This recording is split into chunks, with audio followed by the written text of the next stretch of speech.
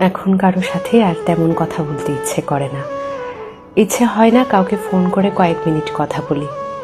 এমনকি কেউ কল করলেও কল ব্যাক করতে মনে থাকে না। মেসেজের রিপ্লাই করতেও ইচ্ছে করে না। যাদের সঙ্গে কথা না বললেই নয়, তাদের সঙ্গেও একটু কথা বললেও সব বিষয় নিয়ে কথা বলতে ইচ্ছে হয় না।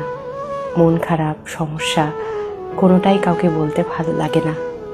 এসবের জন্যে আমি দুঃখিত। শুধু ভালো লাগে সারাদিন নিজের মতন থাকতে।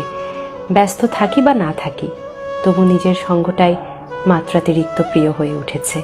যেই সঙ্গীহীনতায় একটা সময় আমার মন খারাপ হতো, মনে হতো আমিই যেন দুনিয়ার সবচেয়ে একলা অসহায় মানুষ। সেই খারাপ লাগা, সে একাকিত্ব আজ যেন সব থেকে বেশি প্রিয় হয়ে উঠেছে। এখন অমুক বন্ধু খোঁজ না নিলেও আর খারাপ লাগে না। কেউ ভুল বুঝলেও নিজেকে আর প্রমাণ করতে ভালো লাগে না। যারা আমার উপর অভিমান রাখেন কিংবা ভুল বোঝেন, আমি দুঃখিত।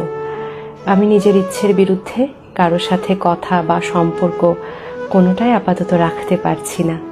আর যারা উইথাউট কনভারসেশন আমাকে বোঝেন, আমাকে চেনেন, আমার মানসিক অবস্থা একটু কথা শুনে বুঝে ফেলেন, নিজেদের বাউন্ডারি এবং প্রাইভেসি দুটোই বোঝেন, আপনাদের প্রতি আমার কৃতজ্ঞতা।